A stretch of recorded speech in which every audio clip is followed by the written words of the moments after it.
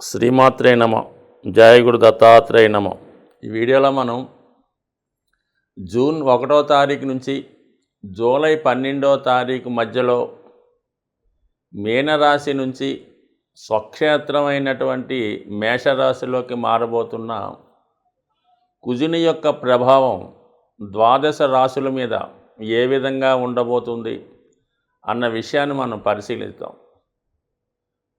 జాతకుని యొక్క జీవితంలో కుజుని యొక్క ప్రభావమే ఎక్కువగా ఉండడం జరుగుతుంటుంది.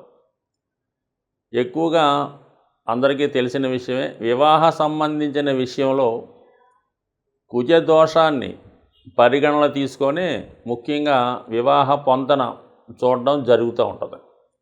అంటే కుజుడు యవ్వనకారకుడు, అలాగే యుద్ధాలకి కారకుడు, భూమికి కారకుడు, పౌరుషానికి పంతానికి కూడా కారణమవుతుంటాడు. సో పూర్వకాలంలో ఈ యుద్ధాలన్నీ జరిగినప్పుడు కేవలం భూముల కోసం జరగడం కామన్గా జరుగుతుంటుంది. లేదంటే రెండవ కారణం ఏంటంటే స్త్రీల కొరకు యుద్ధాలు ఎక్కువ జరుగుతూ ఉన్నాయి. మరి ఈరోజు కూడా మరి ఎటువంటి యుద్ధాలు జరిగినా లేదా ప్రస్తుతం రహస్యంగా జరుగుతున్నటువంటి మారణ హోమాలు, ఈ హత్యలు, రోడ్డు ప్రమాదాలు, ఇటువంటి వాటికి కూడా కుజుడు కారణం అవుతుంటాడు. అంటే ఈ నవగ్రహ క్యాబినెట్లో కుజుడు సైన్యాధ్యక్షుడు అవుతున్నాడు.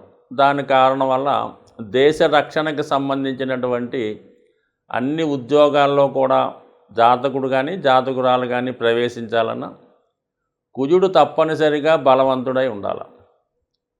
ఇంకో విధంగా చెప్పాలంటే ఒక జాతకుడు కంపల్సరిగా ప్రభుత్వ ఉద్యోగం చేయాలంటే తప్పనిసరిగా కుజుడు బలవంతుడై ఉండాలి. సో ఈ కారణం వలన జాతకంలో, జన్మజాతకంలోనూ గోచారీత్యా వచ్చినప్పుడు కుజుడు బలాన్ని బట్టి జాతకుడి యొక్క వివాహ జీవితం, ఉద్యోగ సంబంధించిన విషయాలు, ముఖ్యంగా ఆర్థిక సంబంధించిన విషయాల్లో కూడా కుజుడు ప్రధాన పాత్ర వహించడం జరుగుతూ ఉంటుంది.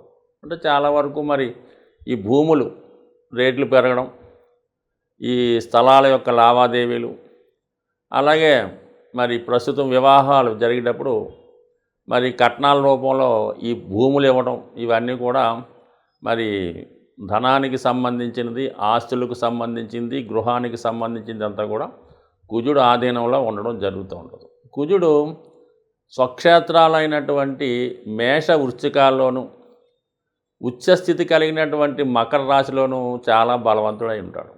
ఒక స్త్రీ జాతకంలో కుజుడు బలవంతుడై ఉంటే, అంటే స్వక్షేత్రంలో కానీ ఉచ్చులోని ఉంటే, ఆ అమ్మాయికి వివాహం అయిన తర్వాత భర్త ఏ స్థాయిలో ఉన్నా ఖచ్చితంగా ఉన్నత స్థాయికి వచ్చి అధిక ధనాన్ని సంపాదించి ధనవంతుడయ్యే అవకాశం ఉంటుంది.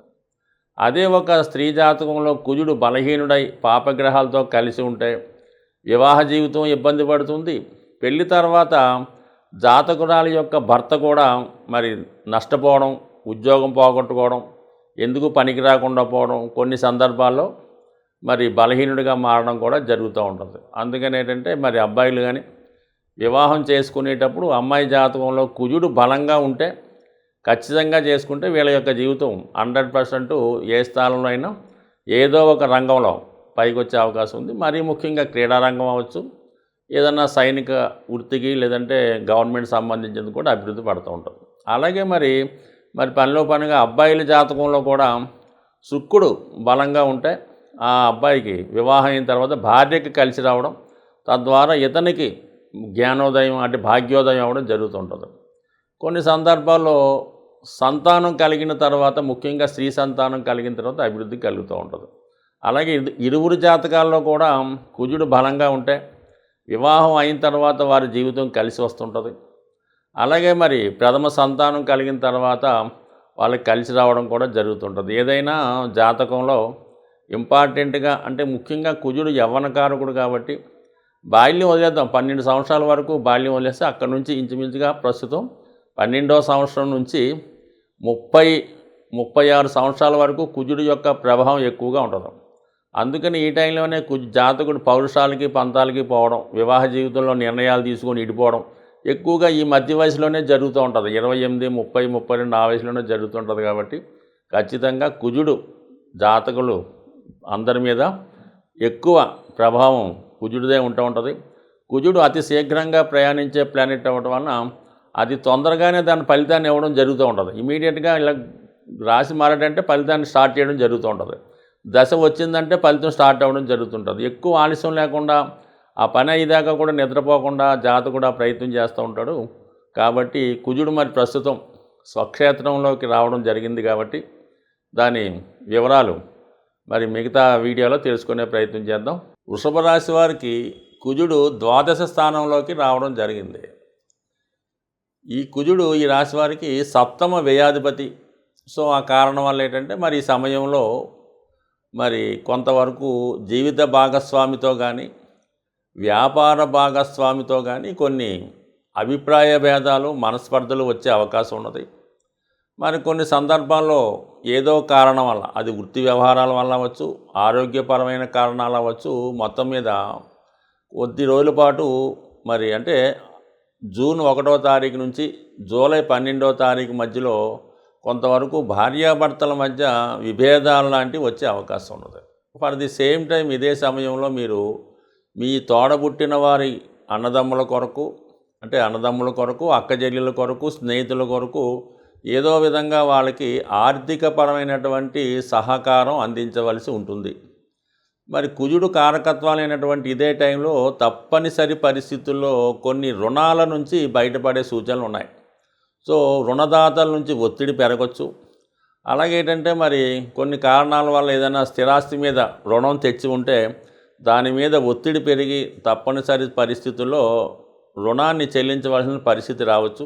కానీ అది ముందుగానే మేలుకొని మరి ఏదైనా సరే ఇటువంటి ఆర్థికపరమైనటువంటి లావాదేవీలు ఉంటే మరి ఈ సమయంలో కొంతవరకు మరి వీటి నుంచి బయటపడే ప్రయత్నం చేయవచ్చు. అలాగే భూములు, స్థిరాస్తులు అమ్మే ప్రయత్నం కూడా ఈ సమయంలో జరిగే అవకాశం ఉన్నది.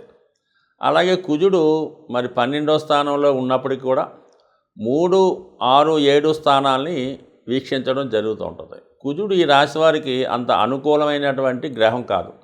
3వ స్థానాన్ని వీక్షించడం వల్ల ఇది క్రీడా రంగంలో ఉన్న వాళ్ళకి, పోటీ కార్యక్రమంలో ఉన్న వాళ్ళకి చాలా అనుకూలించే అవకాశం ఉంది.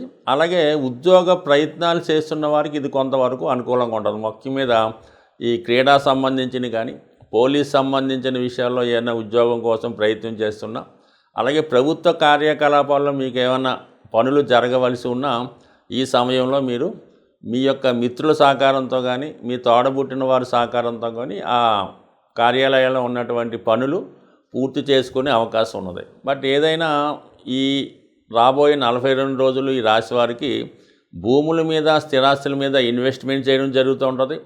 అలాగే ఫర్ ది సేమ్ టైం వాటిని కొంత అమ్మడం కానీ, అమ్మిన దాంతో తిరిగి మళ్ళా కొనడం కానీ, మొత్తం మీద భూమికి సంబంధించిన లావాదేవీలు చాలా ఎక్కువగా ఉంటాయి.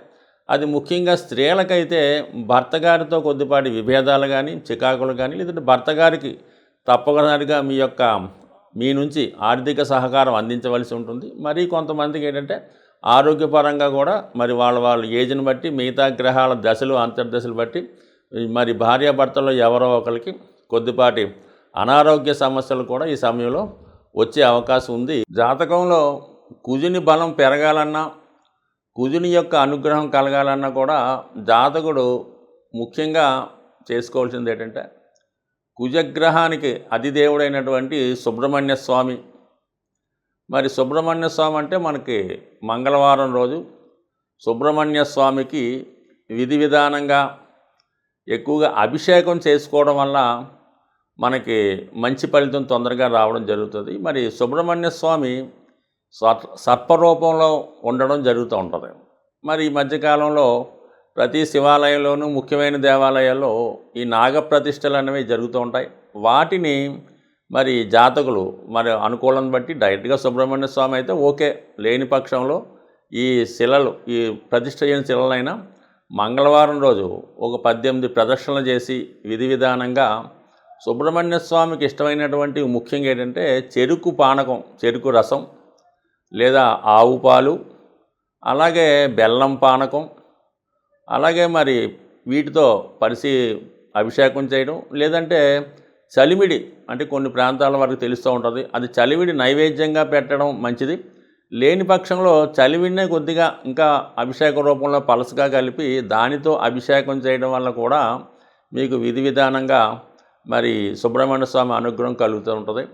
సో అలాగే జాతకంలో ఏదైనా ప్రమాదాలు ఉన్నాయి, ఎక్కువ ఇబ్బంది అంటే మరి కుజుడు కూడా ప్రమాదాలకు కారణం కాబట్టి యాక్సిడెంట్ లాంటివి వచ్చినప్పుడు కొన్ని లగ్నాల వారికి కొంతమందికి ఏంటంటే రక్తదానం చేయటం వల్ల, జాతకుడు రక్తదానం చేయటం వల్ల ఎంత గొప్ప కుజదోషమైనా ఎంత పెద్ద ప్రమాదం అయినా తప్పిపోయే అవకాశం ఉంది కాబట్టి అది అనుకూలిస్తూ ఉంటుంది.